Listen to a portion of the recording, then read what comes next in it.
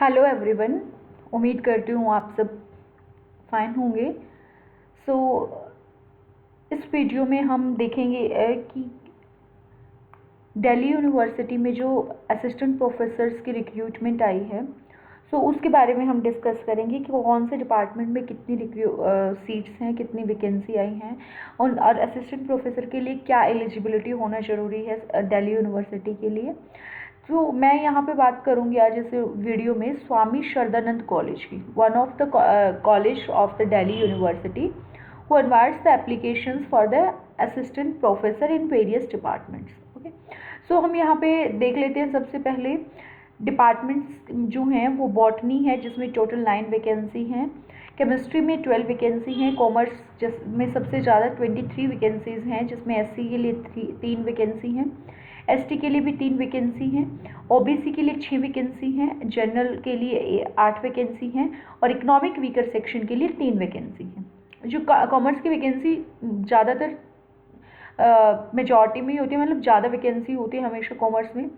Computer science की 2 vacancy हैं, economics में 1 वैकेंसी है, इंग्लिश में 8 वैकेंसी हैं, ईवीएस एनवायरनमेंट 3 वैकेंसीज, ज्योग्राफी में 1 वैकेंसी है, हिंदी में 3 वैकेंसी, हिस्ट्री में 1, मैथमेटिक्स में 3, माइक्रोबायोलॉजी में 4, फिजिकल एजुकेशन में 1, फिजिक्स में 5 वैकेंसीज हैं, पॉलिटिकल साइंस में 4 वैकेंसीज हैं, संस्कृत में 1 वैकेंसी और जूलॉजी में 9 वैकेंसीज हैं। सो ये डिफरेंट वैकेंसीज दी हुई हैं डिफरेंट डिपार्टमेंट्स में और उनको फिर क्लासीफाई किया हुआ है कैटेगरी वाइज। सबसे ज़्यादा वैकेंसी कॉमर्स में है और सबसे कम वैकेंसी संस्कृत, इकोनॉमिक्स या फिर ज्योग्राफी वगैरह में, जिसमें 1 वैकेंसी है। एक मैं इसमें बात बताना चाहती हूँ, ये सेम ही वैकेंसीज इशू 2021 में भी हुई थी। आई थिंक अप्रैल 2021 में हुई थी। उस टाइम ये रिक्रूट नहीं किए गए थे, सो इसलिए हम इस टाइम ये दोबारा से री एडवर्टाइज़ की गई हैं ये वैकेंसीज और शायद इस बार उम्मीद करते हैं कि ये इन वैकेंसीज को फिल करेंगे। ओके, सो देखते हैं कि अब हमने देख लिया कि इस कॉलेज में किस डिपार्टमेंट में कितनी वैकेंसी हैं, कौन सी कैटेगरी में एससी एसटी ओबीसी में कितनी वैकेंसीज हैं। नेक्स्ट हम देखते हैं कि एलिजिबिलिटी और क्वालिफिकेशन क्या ज़रूरी है। सो एलिजिबिलिटी, और अगर मैं क्वालिफिकेशन की बात करूं तो minimum qualification for the appointment of assistant professor that is master degree with 55% of the marks, okay, from a recognised university. And second thing is net is the national eligibility test. These are the minimum, we can say the minimum qualifications. Okay, so the minimum qualification for appointment of assistant professor is master degree with 55% of the marks, and the candidate should be cleared the net means the national eligibility test which is conducted by UGC or CSIR. तो अगर आप 55% अपने masters में रखते हैं और आपका net भी क्लियर है तो आप दिल्ली यूनिवर्सिटी में अप्लाई कर सकते हैं। ठीक है, और डिटेल्स जो भी हैं वो कॉलेज की वेबसाइट पे अवेलेबल है, that is www.ss that is Swami Shraddhanand du.ac.in। Okay, और जिन कैंडिडेट्स ने ऑलरेडी 21 में अप्लाई कर दिया था तो उनको दोबारा अप्लाई करने की ज़रूरत नहीं है। बट अगर उनकी एकेडमिक क्वालिफिकेशन में कोई चेंजेस हुए हैं, लाइक किसी का रिसर्च पेपर पब्लिश हो गया है, किसी ने कोई प्रेजेंटेशन दी है, ओके, या फिर और भी कोई टीचिंग एक्सपीरियंस इंक्रीज हो गया है, तो उस केस में आप अपनी इंफॉर्मेशन को अपडेट कर सकते हैं।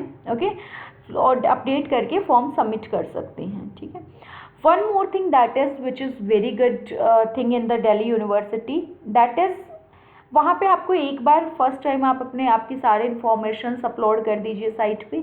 जैसे ही फर्दर किसी कॉलेज के दोबारा ओपन होती है वैकेंसी या कोई भी कॉलेज दोबारा से वैकेंसी इशू करता है तो आपकी सारी इन्फॉर्मेशन ऑटोमेटिकली वहाँ पे कॉपी हो जाती है। आपको सिर्फ एक क्लिक करना होता है और जैसे ही आपकी इन्फॉर्मेशन होती है वो एज इट इज़ कॉपी हो जाती है। आपको कहने का मतलब है कि बार बार अपनी डिटेल्स फॉर्म के लिए फिल नहीं करनी पड़ती। So this is the very good thing in the Delhi University. Just put your information once on the site and it will be copied automatically whenever you will apply for the next post और in the next college. Okay, so उसके बाद हम देखते हैं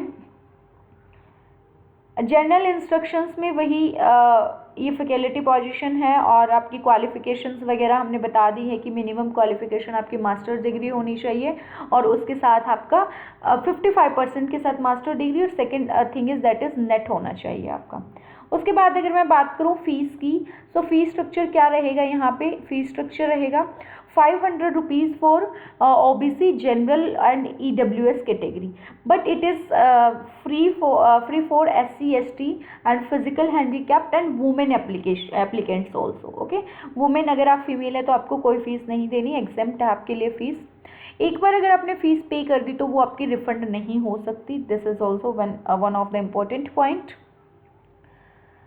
after that is the payment should be in the online mode. So ये कुछ points हैं जो पेमेंट से रिलेटेड है। Main thing that is if your information is up to the means appropriate, you if you are the female candidate you don't need to pay the fees. If you are the SC ST और handicap physically handicapped candidate you don't need to pay the fees. Otherwise, if I'm talking about the male candidates, so the fees will be the 500 rupees. Okay, this is the only thing related to the fees which is important for us.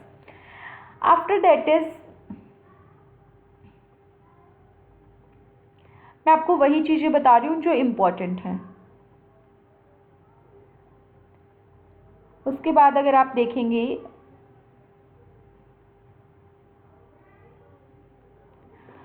Yes, 7th point भी important है कि जो आप अपने document site पे upload करेंगे, आपका जो मेरिट बनेगा वो उसी के बेसिस पे बनेगा, ठीक है। उसके बाद आता है जो इम्पोर्टेंट पॉइंट है, that is short listed candidate called for interview should report along with all the testimonials certificates in original along with the valid photo ID। Means to say कि जब भी आपको इंटरव्यू के लिए कॉल किया जाएगा, आपने फॉर्म अप्लाई कर दिया, फिर यूनिवर्सिटी आपको कॉल करेगी, तो उस टाइम आपने the time of interview you have to bring your all the certificates testimonials, okay, with a valid ID proof. Okay, आपके पास एक ID प्रूफ भी होना चाहिए, आधार कार्ड या वोटर कार्ड कुछ भी हो सकता है। उसके बाद आता है कि अगर आप किसी भी पब्लिक, प्राइवेट या ऑटोनोमस बॉडीज़ में काम कर रहे हैं तो वहाँ से आपको NOC भी लेनी होगी, that is no objection certificate. अगर आप पब्लिक सेक्टर अंडरटेकिंग में काम कर रहे हैं तो भी, गवर्नमेंट में कर रहे हैं तो भी, किसी ऑटोनोमस या प्राइवेट बॉडी में कर रहे हैं तो भी आपको NOC की ज़रूरत पड़ेगी eight the time of interview. But आपके पास ऑप्शन है कि आप जब फॉर्म अप्लाई करते हैं तब भी आप NOC अपलोड कर सकते हैं। अगर आपने NOC उस टाइम पे अपलोड नहीं की, आपके पास अवेलेबल नहीं है NOC आपकी, तो आप जब भी आपका इंटरव्यू होगा, at the time of the interview you have to show your NOC। Okay, after that is आपके जितने भी आपको कॉल इंटरव्यू लेटर्स होंगे वो ईमेल के थ्रू ही आएंगे। ओके, क्योंकि टोटल प्रोसीजर जो है वो ऑनलाइन बेसिस है। उसके बाद आता है, अगर आप कोई भी फॉल्स इंफॉर्मेशन अगर फॉर्म में डालते हो, you will be liable for the same. ये इतनी ज़्यादा इंपॉर्टेंट चीज़ें नहीं हैं। उसके बाद जो इम्पोर्टेंट है वो मैं आपको बता देती हूँ यहाँ पे। Yes, this is the important thing that qualification for the post of assistant professor in university colleges, university के जो कॉलेज जैसे स्वामी श्रद्धानंद कॉलेज है, ये यूनिवर्सिटी का एक कॉलेज है, तो उसके लिए आपकी क्वालिफिकेशन क्या होगी? In the discipline of arts, commerce, humanities, social science, language and physical education. उस टाइम पे आपकी, मैंने ऑलरेडी आपको बता दिया कि आपकी मास्टर डिग्री होनी चाहिए 55% के साथ from a recognised university. And second thing is you must have the net which is conducted by the UGC और CSIR। ओके, सेकेंड में आपकी जो डिजायर्ड है that is if you are PhD।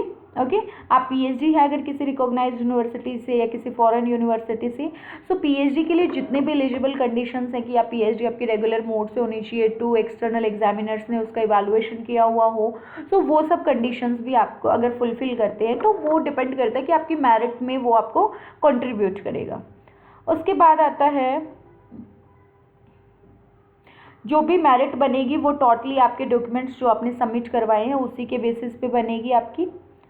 उसके बाद हम देखते हैं, यस, नेट होना ही चाहिए आपको, वो मिनिमम एलिजिबिलिटी में आता है। उसके बाद यस, PhD की अगर मैं बात करूं तो यहाँ पे लिखा हुआ है PhD degree of candidate has been awarded in regular mode only, second is PhD thesis has been awarded by at least 2 external examiners ने की हो।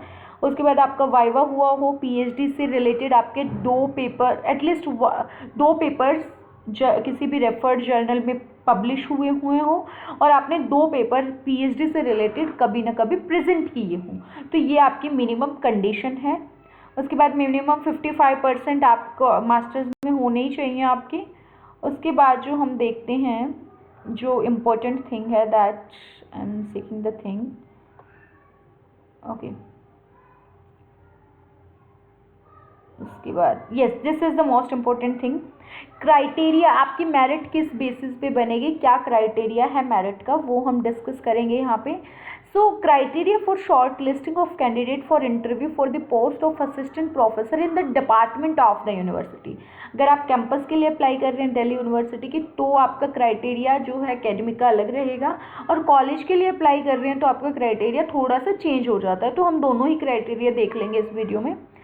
फर्स्ट वन इज आपके ग्रेजुएशन में अगर 80% से अबव मार्क्स है, फॉर एग्जांपल आपके 81% है या आपके 89% है, तो आप you will get the 15 marks. Okay, अगर आपका स्कोर 60 to 80 के बीच में है ग्रेजुएशन में तो आपको 13 मार्क्स मिलेंगे। अगर आपका 55% से 60 के बीच में है तो आपको 10 मार्क्स मिलेंगे, और अगर आपका 50 इससे कम है, 55 से भी कम है, तो आपको 5 मार्क्स मिलेंगे। Okay, same as a post graduation में भी होगा। अगर आपका जो स्कोर है वो 80% से अबव है तो आपको 25 मार्क्स मिलेंगे। अगर आपका 60 से 80 के बीच में है तो आपको 23 मार्क्स मिलेंगे। ओके, और अगर आपका 55 से है, 55 टू लेस देन 60 है तो आपको 20 मार्क्स मिलेंगे। ओके, उसके बाद अगर आपके पास आपकी अपनी MPhil है, MTech या MTech in the case of engineering, okay, अगर MPhil है तो उस और 60% से ज़्यादा नंबर है तो उसमें आपको 7 मार्क्स मिलेंगे, और 55 से 60% के बीच में आपके नंबर हैं तो आपको 5 मार्क्स मिलेंगे। ओके, अगर आप PhD हैं तो आपको 30 मार्क्स मिलेंगे PhD के। उसके बाद अगर आपका नेट विद GRF है तो आपको 7 मार्क्स मिलेंगे, और अगर सिर्फ आपका नेट है, आपका GRF नहीं है, तो आपको सिर्फ 5 मार्क्स मिलेंगे। ओके, आफ्टर दैट इज अगर आपके रिसर्च पब्लिकेशन है और एक रिसर्च पब्लिकेशन के लिए आपको 2 मार्क्स मिलते हैं, एंड ये research publication must be in a peer reviewed और UGC लिस्टेड जर्नल। आपका स्कोपस में होता है, बहुत अच्छी बात है, एमराल्ड में है, वेब ऑफ साइंस में है, very good, but the minimum qualification that is either it is in the peer reviewed or UGC list, okay, and that is for the 10 marks। अगर हम यहाँ से देखें तो आपके पास 5 पेपर्स मिनिमम होने चाहिए, 2 each, so it will be become the 10 marks। okay, after that is teaching experience में आपको 1 साल का 2 नंबर मिलता है, सो आपके पास मिनिमम 5 ईयर का एक्सपीरियंस होना चाहिए if you want to avail the 10 marks of the teaching experience. Then if you are awarded at the national and international level, so you will get the 3 marks, okay, and if you are the awardee at the state level, so you will get the 2 marks। so basically आपका जो मैं criteria बताती हूँ, आपका यहाँ से graduation से 15 marks, 25 marks, 7 marks of MPhil, 30 marks of PhD, 7 marks of net with GRF, 10 marks for the research publication, and 10 marks for the teaching experience, and 5 marks for the national and state level awards। Okay, so ये आपका criteria है in the case of department. यहाँ पे आपका academic score जो होगा वो total 80 marks का होगा, रिसर्च पब्लिकेशन आपके टोटल 10 मार्क्स के होंगे, और टीचिंग एक्सपीरियंस आपका टोटल 10 मार्क्स का होगा, तो आपका यहाँ पे टोटल स्कोर हो गया 100। सो ये था हमारा जब हम डिपार्टमेंट के लिए अप्लाई कर रहे हैं। अगर मैं किसी कॉलेज के लिए अप्लाई कर रही हूँ दिल्ली यूनिवर्सिटी के, सो उस टाइम जो हमारा क्राइटेरिया वो थोड़ा सा चेंज हो जाता है। यहाँ पे आपको ग्रेजुएशन में अगर 80% से अबव हैं तो आपको 21 मार्क्स मिलेंगे, वहाँ पे आपके 21 नहीं थे। उसके बाद यहाँ पे 60 to 80 है, यहाँ पे हमें 19 मार्क्स मिलेंगे। ओके, पोस्ट ग्रेजुएशन में अगर 80% से अबव है तो 25 मार्क्स मिलेंगे। ओके, और यहाँ पे अगर पोस्ट ग्रेजुएशन में 60 to 80 के बीच में है तो आपको 23 मार्क्स मिलेंगे, और लेस देन 60 हैं तो आपको, और 55 और 60 के बीच में तो आपको 20 मार्क्स मिलेंगे। उसके बाद यहाँ पे MPhil के 7 मार्क्स हैं सेम, PhD के यहाँ पे 25 मार्क्स हैं। अगर हम डिपार्टमेंट के लिए अप्लाई करते हैं तो वहाँ पे पीएचडी के कितने मार्क्स थे, 30 मार्क्स थे। लेकिन अगर हम कॉलेज के लिए अप्लाई करते हैं तो हमारे पीएचडी के यहाँ पे 25 मार्क्स हैं। Okay, and net plus GRF है आपका, तो यहाँ पे 10 मार्क्स हैं, वहाँ पे 7 मार्क्स थे। अगर आपका ओनली नेट है तो यहाँ पे आपको 8 मार्क्स मिलेंगे, वहाँ पे आपके 5 मार्क्स थे। Research publication 2 for each research publication. अगर आप कॉलेज में हैं तो आपकी मैक्सिमम आपको 6 मिलेंगे और एक रिसर्च पेपर के लिए आपको 2 नंबर मिलेंगे। So you can say 3 papers are the sufficient for the if you are applying for the college of the Delhi university. After that teaching post के लिए वही 2 marks for each year, that is maximum 10 marks. Awards के लिए भी आपका same ही रहेगा, national और international level के लिए 3 मार्क्स और स्टेट लेवल के लिए आपको 2 मार्क्स मिलेंगे। सो जो डिफरेंस मुझे लगा that is one is our graduation 60 to 80% में यहाँ पे 19 मार्क्स हैं और वहाँ पे 13 मार्क्स थे। ओके, सेकेंड इज पीएचडी में यहाँ पे 25 मार्क्स हैं, वहाँ पे 30 मार्क्स थे। नेट विद जेआरएफ में यहाँ पे 10 मार्क्स हैं, वहाँ पे 7 मार्क्स थे। सो ये थोड़ा सा चेंज है कॉलेज और डिपार्टमेंट में।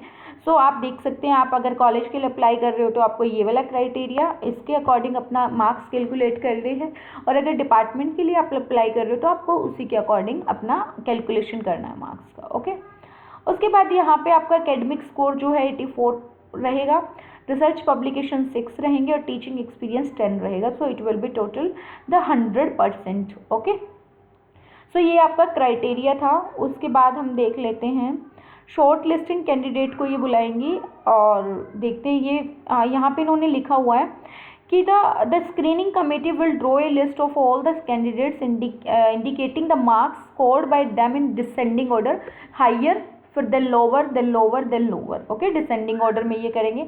The applicant screening less than 65 marks for university department and 50 for the college will not include in the list. अगर आपने कॉलेज के लिए अप्लाई किया और आपका पूरा ही मेरिट 50 मार्क्स का बन रहा है या 50 से कम बन रहा है तो आपको वो कॉल नहीं करेंगे, शॉर्ट लिस्ट नहीं करेंगे।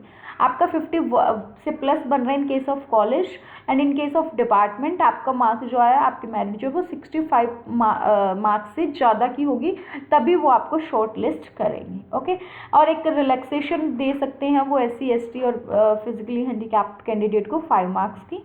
ओके,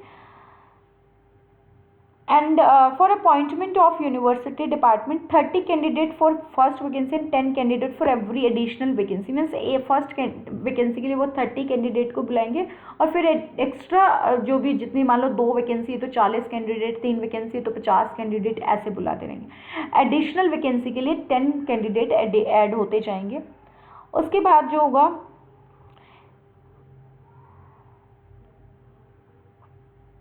वो आपको इंटरव्यू के लिए कॉल करेंगे और जो भी डिसीजन होगा वो सिलेक्शन कमेटी का ही फाइनल माना जाएगा। So this is the I think sufficient, यही हमारे लिए इम्पोर्टेंट इन्फॉर्मेशन थी। उसके बाद तो मुझे नहीं लगता कोई इम्पोर्टेंट इन्फॉर्मेशन होगी।